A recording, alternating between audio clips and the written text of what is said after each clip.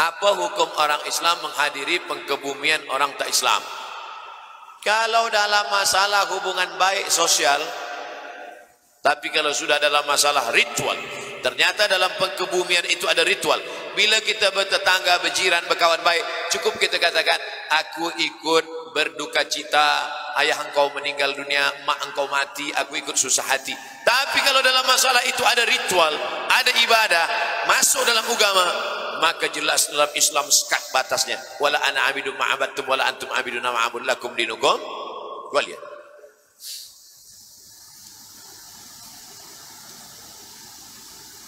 Tak habis-habis.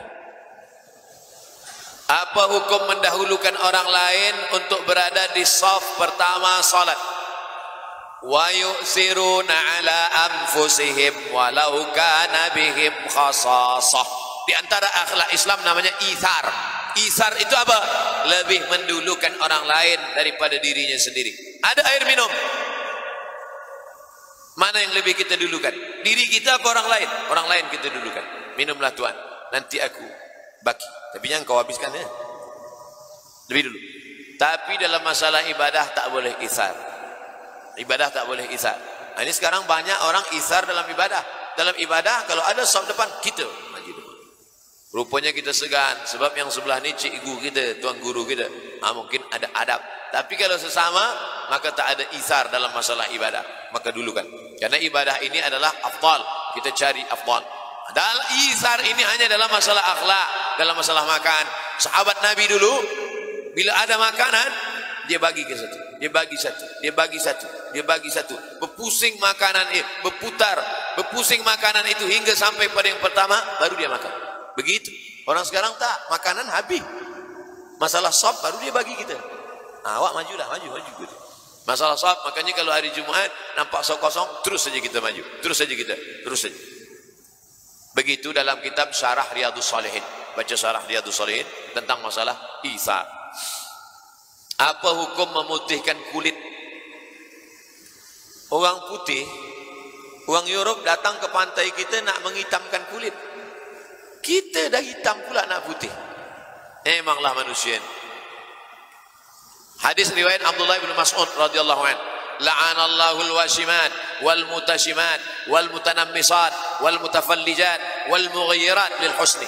Allah melaknat al-washimat, tukang buat tato, wal mutashimat, minta buatkan tato, wal mutanammisat, mencabut, mencukur, membuang, wal mutafallijat, mengubah-ubah gigi, wal mughayyirat, merubah lil husni, untuk cantik-cantik. Sebenarnya yang mengatakan cantik ini bukan orang lain, setan. Kalau kau ubah kau cantik, kalau kau ubah kau cantik, kalau naikkan ke atas kau cantik, kalau kau buat gini kau cantik, kalau naik cantik. Sebenarnya dia saja merasa cantik. Orang menengok dia takut. Berapa banyak orang yang operation ini, dia rasa cantik, kita tengok takut. Kita pula tengok takut. Oleh sebab itu maka ini sebenarnya kerja-kerja setan saja. Oleh sebab itu kita yakinkan diri bahwa kita sebenarnya bersyukur nikmat Allah Subhanahu wa taala. Dengan menggunakan makanan tambahan mengandungi merkuri atau memakai krim, adakah ini merupakan salah satu merubah ciptaan Allah yang sudah baik? Maka nanti dia akan terus, kita buat putih dia ingin lebih putih, dia buat ini akan ini. Tapi kalau penyakit mudarat, darul mafasid muqaddam ala jalbil masalih, menolak mudarat lebih utama. Tapi yang sudah ada, tidak ada nikmat yang lebih besar daripada mensyukuri nikmat Allah yang sudah ada. Saya, andai ada orang nak bagi saya makan, Ustaz minum ini, Ustaz lebih putih, biarlah aku macam ini saja. Sebab nanti kalau saya lebih putih, lebih handsome, tak apa-apa jadi pula. Kita syukur saja kepada Allah Subhanahu wa taala. Apa hukum menderma darah kepada orang tak Islam? Kita disuruh menolong orang. Kita kalau tolong orang, kita tak tanya agama dia. Kita pergi ke hutan. Di dalam hutan itu ada perigi buta. Rupanya ada orang buta, maaf, dia tak nampak jalan. Dia dah nak tenggelam. Sikit lagi kaki dia dah masuk. Nak masuk kaki dia, apa kita tanya? Kau Islam apa tak Islam? Kalau Islam aku tolong, kalau tak Islam matilah kau. Tak ada. Kita tolong orang, dia dah nak mati. Satu-satunya yang boleh menolong dia adalah darah. Doktor dah bagi tahu, siapa boleh bagi darah? Siapa boleh bagi darah? Kita tanya dulu. Kalau dia Islam aku tolong, kalau tak Islam matilah dia. Berapa banyak orang masuk Islam, kerana kebaikan hati kita. Selama ni aku susah tak ada orang tolong, tapi manakala engkau tolong, saksikanlah wahai brother, asyhadu an la ilaha illallah wa asyhadu anna muhammadan rasulullah. Tapi kalau dah jelas dia musuh Allah, dia zalim, dia aniaya,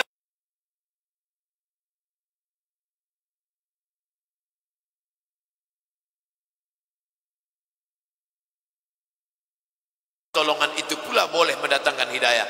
Allahumma hdi qaumi fa innahum Nabi tengok, Nabi jenguk, Nabi lawat dia. Manakala itu dia dah sadar. Apa kata dia? Selama ini aku sihat, banyak orang tolong aku, banyak aku berkawan, tapi manakala sakit engkau lah yang datang. Saksikanlah ya Muhammad, asyhadu an la ilaha illallah wa asyhadu anna muhammadan rasulullah. Adakah benar wanita yang dalam haid haram berwudu? Perempuan dalam keadaan berhaid boleh berzikir. Perempuan dalam keadaan haid tidak boleh baca Quran, tidak boleh pegang Quran, tidak boleh bawa Quran, tidak boleh tawaf, tidak boleh iktikaf dalam masjid, tidak boleh salat, tidak boleh puasa. Adapun dia berzikir, boleh.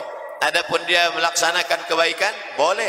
Masalah berwudu, bila ada setengah mengatakan tak boleh, maka ada ulama mengatakan boleh tentang masalah berwudu, berzikir. Biar dia biasa baca maksurat. Yang biasa baca maksurat, baca doanya saja.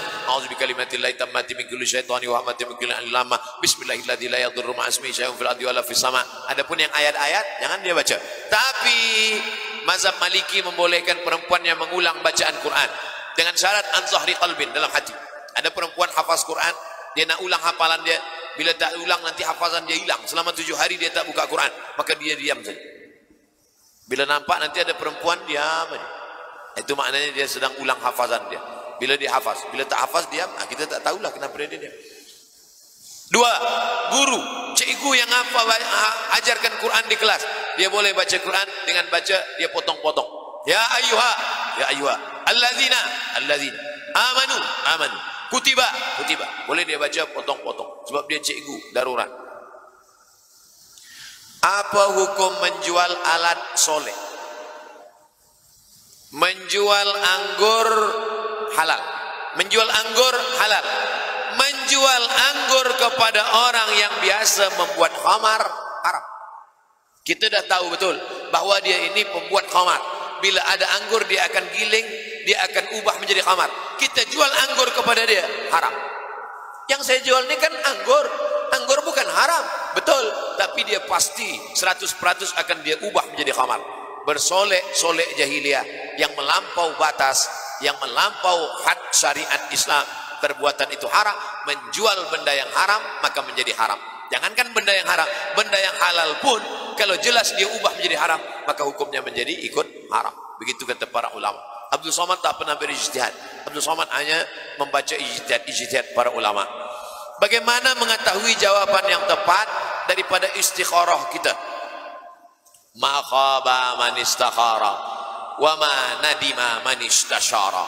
Tidak akan sia-sia orang yang beristikharah dan tak akan menyesal orang yang minta pendapat orang lain. Usolli sunnatal istikharah raka'ataini lillahi ta'ala. Selepas itu, mana kecondongan hati kita lebih kuat? Manakala hati sudah tenang, sudah diam, sudah baik, mana condong hati? Saya ni nak nikah Ustaz, ada 2, satu Aisyah, satu Fatimah. Istikharah, mana nampak? Dua-dua nampak. Ulang balik, mana yang lebih kuat? Istikharah hanya pada yang halal dengan yang halal. Istikharah hanya pada yang rajih, hanya pada yang baik dan yang baik. Adapun pada yang haram tak ada istikharah. Ni aku nak istikharah ni Ustaz, nak guna dadah atau tidak? Mana boleh? Kalau sudah haram tak ada istikharah, jelas batil. La talbisul haqqa bil batil. Tenangkan hati, macam orang mengacau kopi, tenangkan dia. Selepas tenang tu baru dapat dirasa, barulah nampak mana ampas, mana air, mana manis, mana tidak. Tenangkan, selepas tu baru dia datang. Minta pendapat orang baik. Fas'alu ahla dzikri, tanya orang yang paham. Bila tak paham, yang saya jawabkan tadi ada ikhtilaf. Yang tak ada ikhtilaf nih. Ini tak ada ikhtilaf. Apa dia? Kutipan derma. Derma ni tak ada ikhtilaf. Siapa yang menderma, maka dia akan dapat di hadapan Allah Subhanahu wa taala. Idza matal insan, hadis riwayat Muslim, kalau manusia sudah mati, inqata'a, putus. Tapi ada yang tak putus, shadaqatun jariyah. Oleh sebab itu apa yang ada pada tangan kita ini akan habis, akan hampa, akan binasa. Berharap kepada harta akan kecewa, berharap kepada manusia akan binasa. Satu-satunya harapan hanyalah amal soleh, dan amal soleh yang akan kekal abadi adalah ibadah harta. Maka galakkan derma untuk menolong agama Allah Subhanahu wa ta'ala.